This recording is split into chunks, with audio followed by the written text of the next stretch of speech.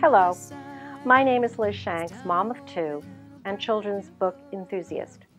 I'd like to welcome you to Liz's Book Snuggery, which features Liz's Picks videos where you will find some of the best reads in children's picture books, read aloud segments, and Wayback Wednesdays where I dig up an essential classic from my library to share with all of you. So I invite you to please stop by lizsbooksnuggery.com. Our book today is Friends by Eric Carle. I like the fact that Eric Carle's latest picture book called Friends was inspired by the happy fact that Eric and his wife Barbara have been married for, quote, quite a long time, as it mentions on the back cover flap of his book. A make-believe wedding between two friends who lose and find each other again over its pages is the final scene of the story. But commitment, determination, and tenacity in overcoming distances provide the true arc of this picture book. Eric Carle has been writing picture books for generations of children, and we are the happy recipients of both his artistic talent and his ability to tell a universal feeling close to the heart of a child in many of his books. In Friends, he addresses the feeling of separation and loneliness kids can feel when friends, for a variety of reasons, no longer see one another on a daily basis. Sometimes as adults it's hard to get back in touch with that feeling of best friend that we had as kids. Remember when you were always together doing whatever the day presented or doing really nothing at all and sharing secrets of the heart? That was the best part, the sharing of who you were with someone who understood without even having to communicate. It was just fun being with that person. Eric Carle manages to perfectly capture that feeling in a few conventional images of children at play. And then when the friend who happens to be a girl, imagine a boy having a best friend who's a girl, now that's revolutionary, moves away.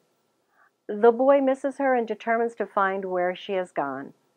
This may seem a bit out of the realm of reality or practicality, but Eric Carle in Friends serves up equal servings of reality meshed with fantasy, and the changes in art technique in his book mirrors the change from one to the other.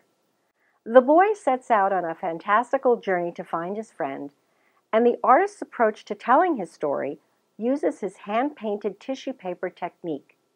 The art goes back and forth from the conventional to the semi-abstract.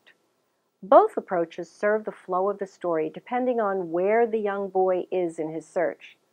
The literal and the figurative mesh, as Mr. Carle's pictures find the searcher swimming into cold, wavy blue rivers of water, falling asleep under a star-filled night, exhausted from the swim, climbing up steep mountain paths that lead to a slide down the far side that ends in a lush green meadow that is damp and cool. Whether pelted with falling raindrops or walking through a dark forest where, quote, dark shadows dance around him, he is not to be deterred and winds up in a flower garden where he gathers a bouquet for someone standing right there. And guess who? Yes, it's the little girl. He finds her at last, and the sweetest make-believe wedding ensues with the two youngsters gussied up in oversized grown-up clothes. My favorite character is the dog that just happens to show up to carry the bride's train. He has just the right touch of gravity for a wedding, but not so grave that he fails to sport a bow about his neck that matches the bride's train to perfection. Sweet. In a world where change happens at the drop of the proverbial hat and families move halfway across the country or across the world because of job transfers or other reasons, it is a common childhood circumstance to miss someone who moves away.